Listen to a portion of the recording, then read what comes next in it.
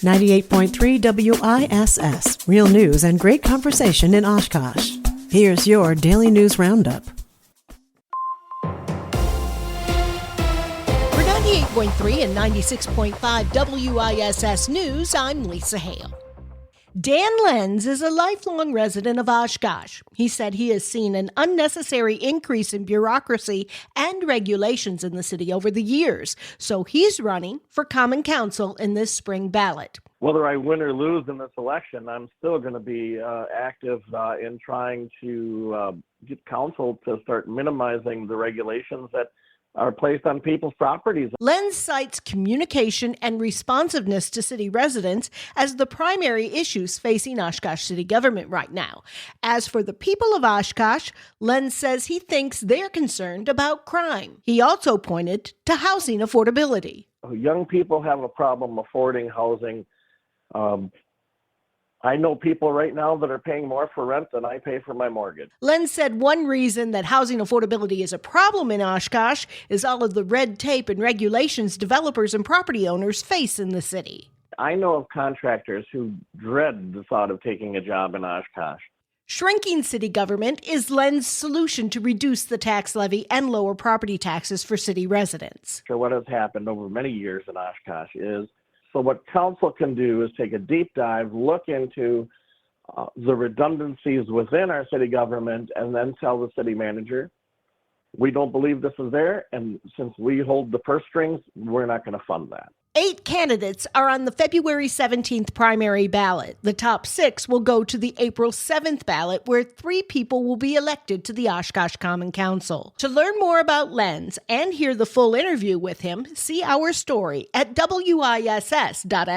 A story that got statewide, even nationwide attention last year has an update.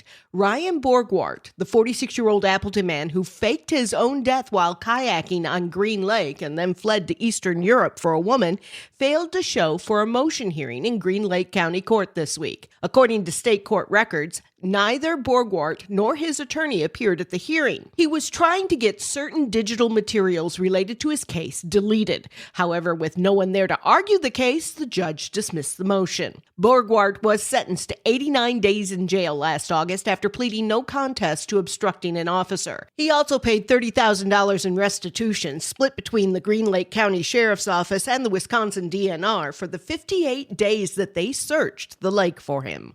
The DOT's February law of the month is to see and be seen.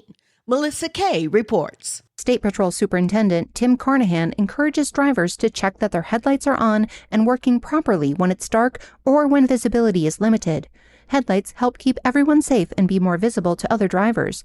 Remember that automatic light settings aren't always reliable, especially at dusk and when it's foggy, snowing, or raining. Carnahan recommends checking your headlights for ice, snow, and other debris that can restrict visibility. It's also important to remember that headlights should be white or amber without decorative covers. 6 people died in snowmobile crashes in Wisconsin so far this year, and the DNR says alcohol is often a factor and is urging riders to wait until they're done for the day before they start drinking. During the upcoming Sled Safe weekend, wardens will patrol trails, share safety tips, and watch for impaired riders. Officials say slowing down and staying on marked trails can save lives. No ice is safe ice. We hear it all the time from the DNR. Now the Winnebago County Sheriff's Office is echoing the refrain. A 23-year-old man was trying to walk across the Fox River in Oshkosh this week when he broke through the ice. He was able to get out of the water and get to shore, where he called 911. A passerby who saw him struggling also called 911. The man got assistance from law enforcement and first responders and thankfully was not injured. Again, no ice is 100% safe, especially if there's a current like in the Fox River. A couple universities in the Wisconsin system have some big plans now that the State Building Commission has approved $206 million to be used statewide. At UW-Milwaukee, some of that money will go toward fixing water leak seals at Chapman Hall. Meanwhile, $137.5 million is earmarked for the renovation of Polk Library at UW-Oshkosh. The commission also approved funding for some improvements at Winnebago Mental Health Institute, which serves patients and inmates statewide. A city in northeast Wisconsin will impound your car if police suspect reckless driving. Civic Media's Connie Fellman reports from Green Bay. The new rule allows officers to impound vehicles while issuing tickets or making arrests related to reckless driving.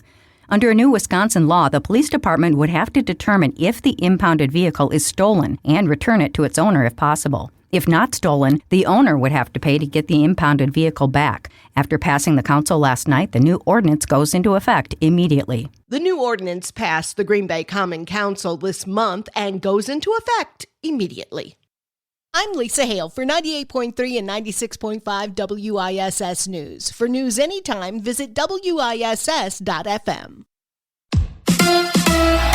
The Bucks have a new player. Hi, I'm Mike Clemens with Sports NBA. The Bucks did not trade Giannis, but they did add one new player in a three-way trade. He's Ousmane Dieng, a 6'9" forward who grew up in France, spent the last 4 seasons with the Thunder. The Bucks at home tonight against the Indiana Pacers. NFL, the Super Bowl is Sunday at 5:30 on NBC. Patriots quarterback Drake May injured his right shoulder in the AFC Championship, had an illness last weekend. Like I said, I'm not trying to lie to you guys. So I'm saying I'm feeling great. I'm feeling great and looking forward to get out there. Out here today. Another week, another day of practice. Got one tomorrow, and feeling pretty good. Seattle is back again at the Super Bowl. I spoke to Jerron Reed, who played for the Packers 3 years ago, and is excited to be back with the Seahawks. Yeah, I think it'll be amazing, man. I think we deserve that. Our fans deserve that.